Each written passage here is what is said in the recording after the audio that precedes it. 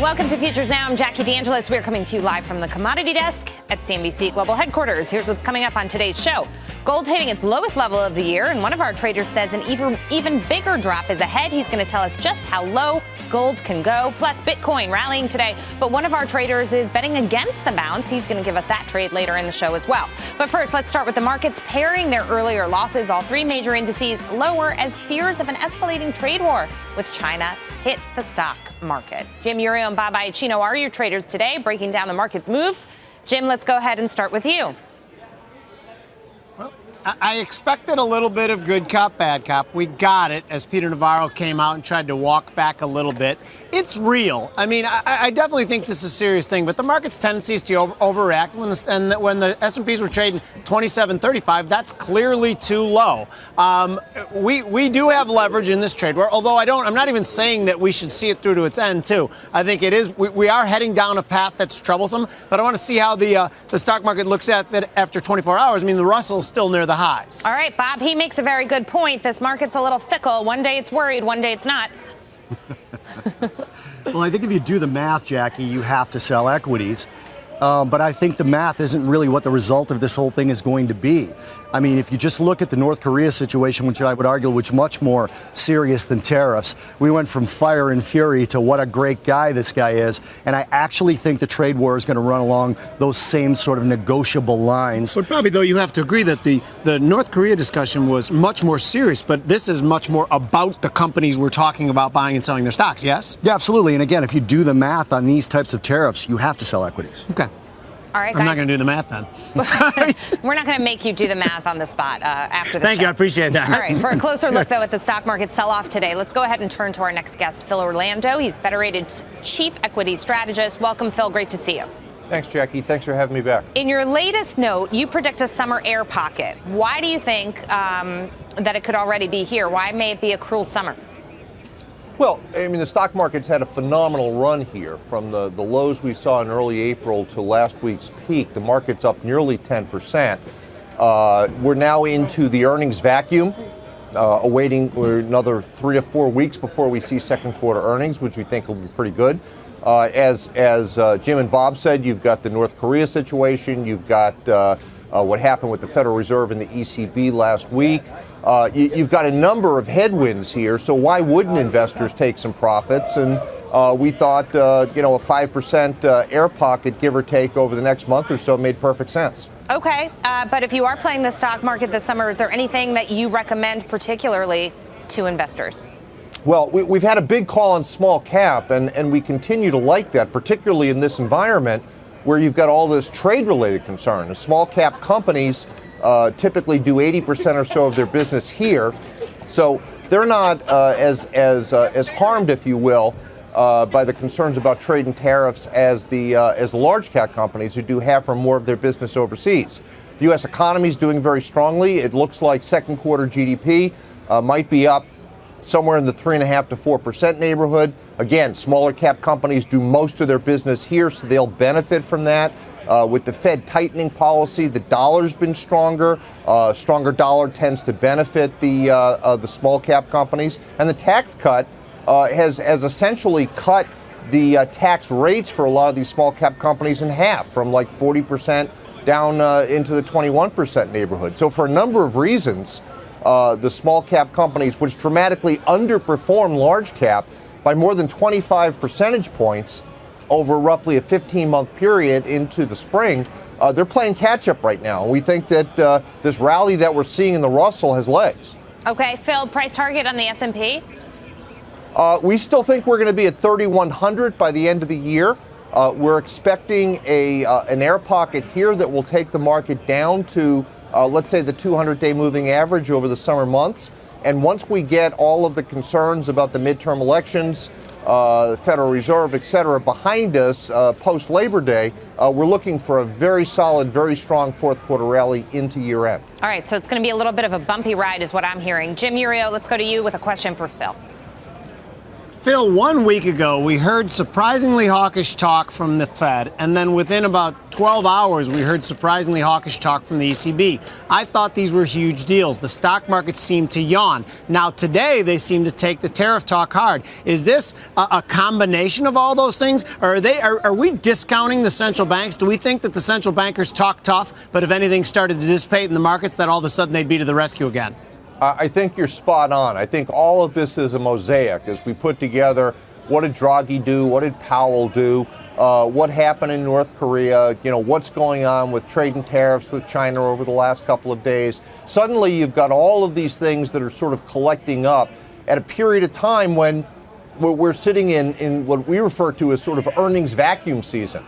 First quarter's behind us. We're probably a month away we're 3 weeks away from the start of second quarter earnings season. So in the absence of any positive news, with the stock market up almost 10% here in the last, 10 weeks or so, why not take some profits here and put that money back to work at better prices?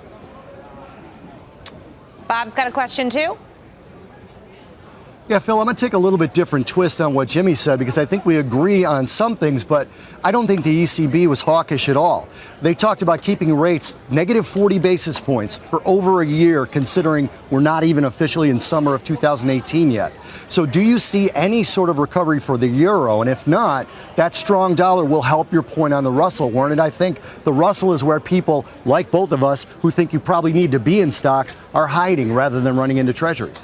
So we do believe that the dollar euro, which had gone from 103 to 126 or so last year, was very much overdone against the dollar. And we thought we'd see a rally back to the 115 level over the course of this year. Well, that sort of happened over the first half of the year. So it's happened a little more quickly. We do think there's some more legs in the dollar rally. Now, I agree with you also that when you strip away a lot of the noise, I don't think that what Draghi said was horribly hawkish. I think what he said is we're going to follow the blueprint of what Bernanke and the Fed did 3 or 4 years ago. We're going to stop the taper. We're going to begin to lift off. But in terms of starting to raise interest rates again, but that whole process is probably going to take 15 to 18 months. The key issue is going to be when Draghi retires Halloween of 2019, what country, what individual takes over for Draghi, and will his point of view, his approach to monetary policy be replaced with a more hawkish bent or an equally supportive or accommodative bent? That question we don't know, but I think that's the single most important question in Europe. Who is going to replace Draghi in 15 months' time? All right, Phil, great to see you. Thanks so much. Thank you so much for having me. We'll see you again soon. Jim, let's get straight to the trade. He says it's going to be a bumpy ride, but higher by the end of the year. This is futures now. What do we want to do today? Well, I agree with Phil on a lot of his points. I think in the short term, we've come off a bit. It seems that we like to bounce. It's the buy the dip mentality. I think it trades 27.60 in the SEP contract, which is 2.5 ticks above where it is right now. I think it's a spot to stop in for a long with a target of 27.74 on the upside. Keep in mind, that's still within the range and the downward sloping trend line that's happened over the last week or so. So this is nothing monumental. If it trades back below 27.52, it's where I'd stop myself out. And one thing I'd like to say about Draghi is you said he wasn't hawkish. Well, of course he's not hawkish. He's wildly dovish from a historical basis. He's just a little more hawkish than we thought he was going to be. And the stock market seemed to roll with that punch pretty good. Bob? Well, we can argue about the Draghi point. I think he talked about QE, which he was predicted to have talked about. So at best, it was as expected. But having said that, I love this trade because Jimmy, as always, is getting into the hot air balloon going up, which is the only way I buy this market. And that's, by the way, another point to make, Jackie, is that some people still are confused on this on Twitter, is that many times for me and for a lot of the rest of us, we wait till a little bit of strength and then stop ourselves in a trade. A lot of times people just think of stops as a way to get yourself out. We get in that way as well. Okay, guys, let's get the risk reward on this trade. Jim is buying the S&P futures, 27.60, targeting a move up to 27.74, each point $50, risking $400 to make $700 on this trade. All right, let's move on and talk about gold. The yellow metal hitting a year-to-date low today. Bob, you say there's actually even a bigger drop ahead for gold. You know, I'm a little bit surprised. I see the strength in the dollar and how it's impacting commodities for sure. At the same time, what I thought might balance it out a little bit is the fact that gold has traditionally been a safe haven. If you're getting out of equities and you're worried, you buy gold, right? Well, I don't think you do in this particular type of a potential crisis. What gold has been historically effective at, by the way, it's been a terrible inflation hedge when you look at it long term.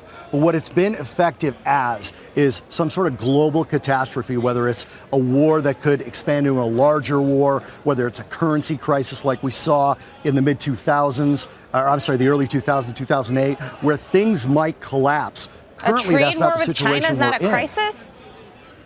No, it's not, because it's an economic thing that could turn on a dime. We're going into a very strong economy with fiscal stimulus. We're not talking about a currency collapse. And gold and the dollar can rally together, but only if it's a panic. You said the word worry, and a worry is not enough to get those two to rally together. If there's an absolute panic, then sure they can go up together, but now the gold gets hit by that. All right, Bob, back so I want to to you sell with the it on trade. the way back up. Yeah, I want to sell it on the way back up, Jackie, because it is overdone, but I do want to sell it. So I want to sell it if we go up above toward 1298. I'm sorry, 1290, and I'll stop myself out above 1298. But I'm looking for all the way down to 1265 with gold. I like the trade a lot. I think gold, the path of least resistance is lower. If I was going to stop myself out on this trade, I'd go above the psychological level of 1300. But other than that, I like everything about it. And like we said before, you know, the U.S. Treasury, the yen somewhat, the dollar, gold, they're all the safe haven trades. And they can't all move up together in the current condition. There has to be an absolute panic for gold and the dollar to rally together. And so far, we haven't seen that. So I think I like the dollar. I don't like gold. Bob, how much higher do you think the dollar can go? Is that part of your rationale with this trade? Well, it is. We're comfortably above 95 now in the dollar index. I think it can go quite a bit higher, maybe 2 more points, 97, 97.50. And again, when you're buying the dollar, you're not panicking about a currency crisis. You're not panicking about a nuclear war. It's the yen and the dollar that are getting the flight to safety. So if those are safe, you don't need gold. A little longer term, Bob, do you see if the market, S&P, as our guest before said, does end the year at 3,100, does gold go even down lower than the 1265 level? Gold has some pretty strong seasonal factors, and you have to watch seasonals with commodities that start in early July, so that'll kind of put a floor in it for the time being. But by the end of the year, yeah, sure, we can get below 1,200 if things get better on the trade front. I have 1,250 as the first level, 1,200 as the low. All right, we'll be watching very closely, guys. Let's get the risk reward on the gold trade. Bob selling gold at 1,290, targeting a move to 1,265. Each point $100, risking 800 to make 2,500. All right. Final trade of the day. Let's end with Bitcoin bouncing earlier today, but now giving back much of those gains. Jim, this has been an interesting one to discuss, and we've been discussing it pretty frequently. This thing hasn't really done that much. Well, since we've launched the futures contract. Well, I'm not talking about little bit of that. I'm talking about this recent decline. Oh, the recent decline is interesting to me, and I thought from when it was at $20,000 that it was priced way too high. I thought there'd be some spikes during it. We haven't got some of those spikes. I think the reality of it is we crowned Bitcoin the winner of this whole cryptocurrency game before the game had even started. Each one of them has different characteristics. I don't know why we had Bitcoin at $20,000. I'm not sure what the right level should be, but I am sure that nobody else knows what the right level should be either. And, you know, I just was talking to some people on Twitter yesterday, bought it at $18,000, wanted to know what to do. I don't know what to do. I mean, it's a bad buy. You shouldn't have bought it at $18,000. Yeah, I'm sorry. But since the futures contracts have been launched, it's been in pretty much a straight path down, interrupted by a few little blips. Okay, having said that, what do we do next?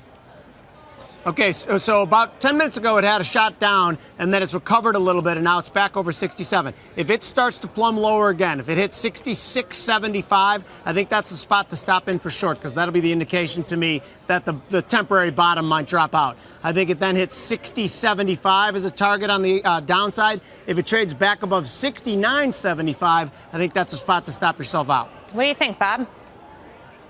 Love it.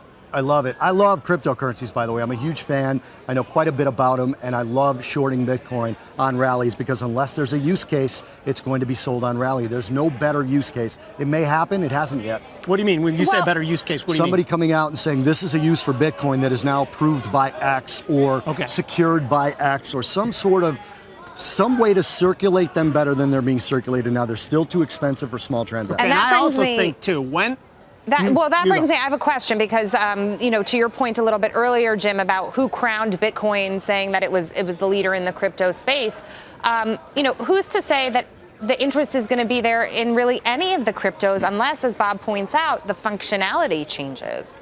Either of you guys can take that. No doubt about it. If they're just a means of exchange, I mean, a credit card's a means of exchange in some ways too, and that doesn't mean we value that way above what it is. I just never understood how it's not a store of value necessarily. Governments aren't going to want you to store value in cryptocurrencies. I can pretty much guarantee you that.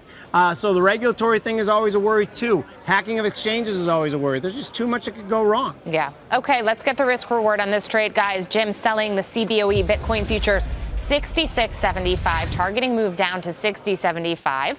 Each contract a little bit more than $6,000, so he's risking 300 to make double that on this trade. All right, that's going to do it for today, folks. My thanks to Jim and to Bob on the floor of the CME. If you missed any portion of this show, head to the website, futuresnow.cnbc.com. Everything is there, and it's on demand. And for the latest headlines and a sneak peek of what's coming up on the next show, be sure to sign up for our newsletter at cnbc.com/Futures Now email. You can find the link to that and real-time trade updates on our Twitter account. Handle there is at CNBC Futures Now. Otherwise, we'll see you for our next live broadcast Thursday, 1 p.m. Eastern, right here, futuresnow.cnbc.com. See you then.